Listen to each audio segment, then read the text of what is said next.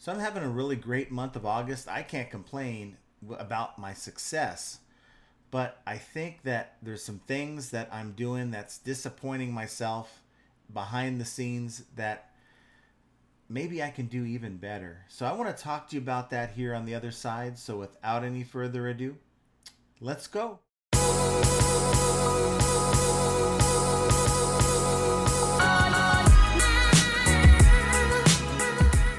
Hello everyone, welcome back to the channel. This is John from Flippin' Ain't Easy. And as I mentioned, I'm going to show you what I've been doing lately, but why, even with the success that I'm having, I can do better. And I'm not going to say it's a fail. Of course it's not a fail. I think a lot of you guys would think, what are you talking about? You know, if you see these numbers, and this is definitely not to brag at anyone, but look at the numbers here. Today I had a $757 day. And that's not counting the two transactions that I had where they didn't pay. So maybe they'll pay in the next day or two. Who knows? But that is solid for me, guys. And the day before that, on Monday, 499.19. Sunday wasn't so hot, 393.46. Saturday, we're looking at 443.29. And let's see if I can blow the screen up a little bit so you can see it. Oops, it's now on that side, which is perfect. So we're talking about Saturday 443.29, Friday the 4th 594.65, Thursday the 3rd of August 538, 606 for Wednesday, 477 for Tuesday, and then Monday the 31st 657. Great month of August so far for me, guys. I can't complain. Today 757.43. Last 7 days, $3,833.81. Last month, 14,376, up by 3.8%. And the last 90 days is at 38,308 and change, and I think that's dropped off by a couple thousand. I have three waiting payment here, and I have a lot of returns, but if you could see my returns, all but two are remorse returns where they bought the wrong item. And what's funny is I got a remorse return today, and the guy had said didn't think this was didn't think it was a manual push mower, which what it was, and I need the electric type, so I'm returning this back. So they returned it based on buying the wrong item. So I get it back. This guy threw this mower back in the box, so disassembled it, threw whatever parts he could find back in the box, so he didn't put all the hardware in there. And I take it out to inspect it, and there's a plastic roller piece on the end of these things, and it was busted. So what he did, he assembled the thing, he used it, probably ran over some rocks or whatever, and he busted the plastic roller piece and tried to play it off as, oh, I bought the wrong one. Thank you so much for taking my return. Hoping that it would fall under the radar, and not with this guy. He ended up getting a 50% refund, did not get his original shipping back, and of course, buyer, is automatically reported by the system when you do your adjustment on the refund. But you guys know, like I know, that eBay allows these buyers to be shady like that. I had pictures. Of course, you have to explain why you're adjusting the refund and the photos. But just yet another day in the life of John here at Value Trends, and thankfully you're here with me, and I can share those experiences with you. So what I want to do is, you guys have seen the success that I've had. So oh, and by the way, I had a lot of orders to fill, and I'll show you here. These are some items that I sold today. Sold a bed rail that was $38.69 plus shipping, so $61.31. I sold a ride-on lawnmower jack lift, guys. It jacks up your lawnmower. $141.86. That's the total with shipping. So that would be the equivalent of if someone sold this with just free shipping. Okay, $141.86. I sold another lawnmower, $35, $71.44 after shipping. Another lawnmower, $41, $65.02 after shipping. Picked up some inline skates. I was getting a lot of these in the early part of the summer. Not so much recently, but I bought these. These were open box, new condition, size 12. And the guy jumped on this and paid $89.99 plus calculated shipping. You can see this is a zero feedback buyer, and this zero feedback buyer had good communication. So it tells me that there probably someone on Google that found it. Here's a Tiscare massager, $35.99, $77.80 with shipping. Another lawnmower, $45 plus $68. Another good sale, motorcycle. I think I paid.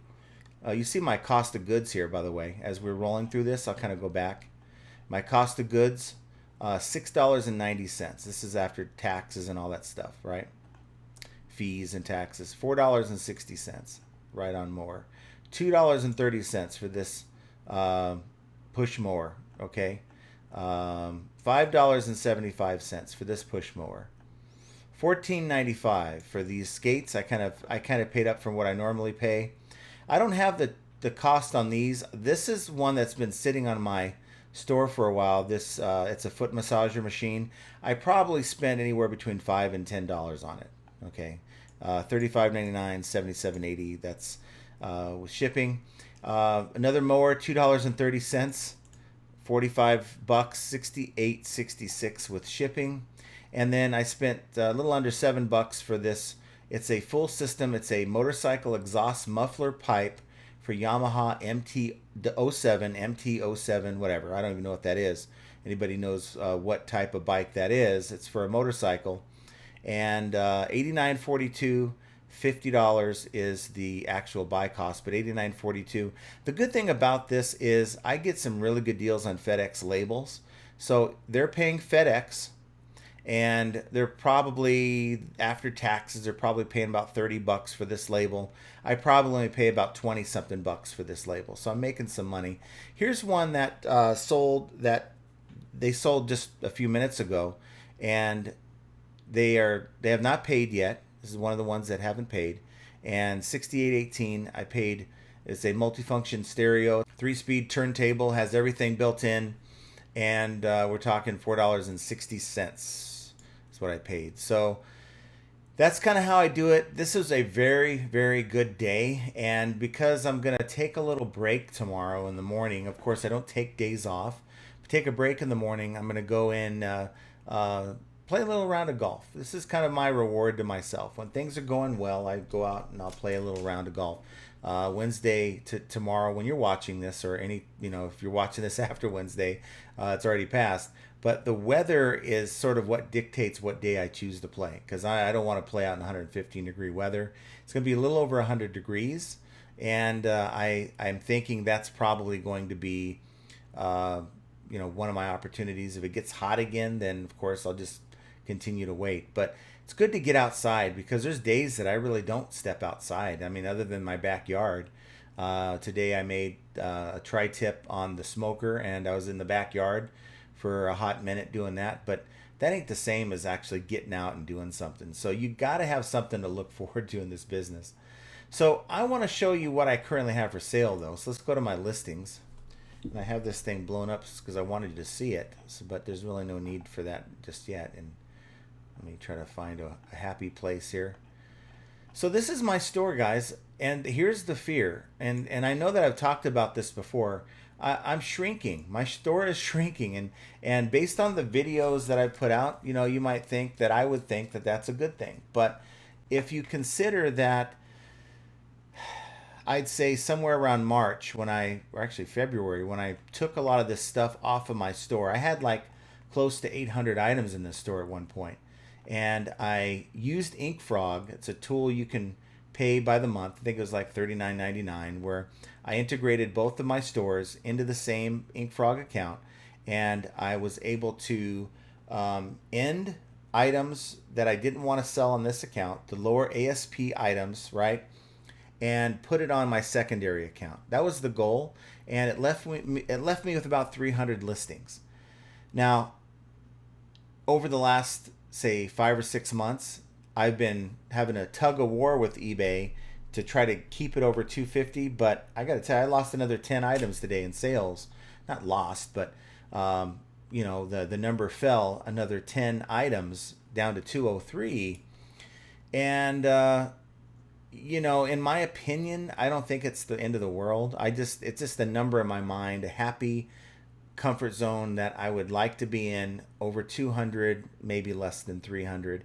And even if I built this store up to about 400 or 500 with good quality ASP things to sell, that wouldn't be the end of the world. But that's not the reality. And this is why, while I have had good quality success, it's the stuff, the higher ASP stuff. You didn't see a single item under under $30 in that list of stuff that I sold today.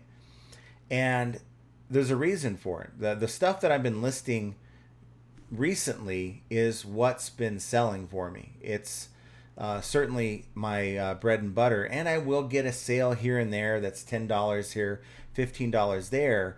But what I want to do, but the fear for some reason of bringing my store to too low of a number is kind of holding me back from doing that. And I showed you an example a couple weeks ago of a store that had horrible feedback, horrible listings. A lot of you guys thought that the merchandise was questionable because, could have fallen off the back of a truck. I happen to believe this person buys truckloads, but hey, it doesn't really matter. It's a good model to actually see how ASP items, high ASP items, can sell with only a small store. And you're talking that person selling 775 items in a 3-month period, 90 days. I'm a little under 600, and I have probably a little more than they do as far as high ASP items, but they're churning really good. But I have 203 items in my store, but they're not all good, guys. Now, you guys know my cases. I have these cases. Have my little stand here of $8.99 plus shipping. Let me get over here real quick so you guys can see. So I do charge $5.99 shipping. Then I have a lot of 4 of these baseball cases behind me, getting low on those. I sell them by themselves as well. And you see in red, this is my markdown sell price. So the buyer will see that it's marked down from $64.99 to $58.49 for this shower drain. Had this up for a little while, only cost me $2.30. I have some battery operated trimmers, some cordless trimmers for your garden. Another type of football case. I'm buying just random things, guys, and that's fine. I'm good with that because the buy cost. Look, Black & Decker edger, I paid $1.15 for it. Have it on here for $53.99. But here's the stuff that I'm talking about that I should have moved over to the other store, and I really think it's holding my account back in the sense that we talk about stuff that doesn't sell, and it gets calculated in to your sell-through rate, for lack of a better term. And I think eBay, like I told you, that they talk about it as being a sales conversion rate. These are holding me back. These are shoes that I bought at the bins. I'm only into them for maybe $1.50 because of the weight. Another pair of Reebok all-terrain running shoes I've had on here. Again, same kind of deal. I think I picked these up for $2 at a yard sale. Have some of these sports bras that I ended up getting in an Amazon pallet about 1.5 years ago. I ended up getting a ton of these. I think I have only 3 left. Sold one recently on Mercari. Again, these Tiger Chunky boots. Picked these up at a yard sale. That one with the boxer. I don't know if you guys know that story. Let's see if I can increase the size a little bit here. And on and on and on. So, here it is. And a lot of the ones that don't have a price are usually ones that I picked up last year sometime when I was buying up the shoes at the yard sales. These are some J75 jump that I thought were going to be pretty good. I had them one time last year. Had these things priced at like $79.99. And haven't been able to move them, and the price has just been going down and down. But you're looking at these $12 shoes, $16 shoes, more sandals that who knows who's going to buy. Another pair of Steve Maddens. A lot of items intermingled with my good stuff that is under $20. And look, I'm going to get them over to the other store. I have to. And in the back of my mind, I just don't want to run into a situation where, you know, my main account has 100 items. Because I think that's what's going to happen. Once I move a lot of these items over, I'm going to end up with about 100 items. What is that going to do to my account? And that's the unknown that things are going well right now, even with the bad stuff in here. So that's the question that I have to ask myself. What is the impact of this? Is it going to be even better if I get rid of the dead weight? Will my sales just blow up even more? And I don't necessarily need them to. I guess that's what I'm trying to say. If I was trying to just kill it to where I'm selling everything in like 2 or 3 days, I guess that's what we're here for, right? I guess maybe that's what I should strive for. But again, I want to have an active store. I want to have an open store. I want to have a store with inventory in it, more than, 20, 30 items. And at this rate that I'm going, even with my current sell-through rate, I'm getting closer to an empty store than I am a full one. And I guess it's fine. We talk about this all the time, but I'm one that, will get very kind of weird when it comes to success. If I'm doing something really well, I don't want to make a whole lot of crazy changes to screw things up and how the algorithm sees my performance. So that's kind of it, guys. I want to make another video here very soon to talk to you guys about taking these items that were, it's like these Saucony shoes, the Saucony Cohesions, the Reeboks, the items that aren't performing, and doing the research on why aren't they selling, and is it because what I suspect, this is not a good item, this is not a sought after pair of shoes, or, and the only way to find that out is look at the sold comps. Is that the problem, or am I priced too high? But no, that can't be. It's only $12.59. I mean, how much lower can I go on a pair of shoes? So that's kind of what we're going to talk about the next time I get in front of my computer. But I just wanted to make this little video to kind of share with you the successes and, in my mind, the failures that I'm kind of dealing with my own account. And I know some will kind of snicker at that, saying, I'd love to get one sale, let alone complain about your failure with 8. But it's not a complaint, guys. It's just trying to do better. And that's just a mindset. I think it's a mindset of success. And if you are complacent in your journey, that's when things start to fall off the wagon. You can never be complacent. Yeah, you can be satisfied with the results. Like, I'm getting up to my initial goal that I set for myself about 1.5 years ago, hitting $500 a day. I'm kind of getting up there. But once I hit that goal, it's time to make another goal.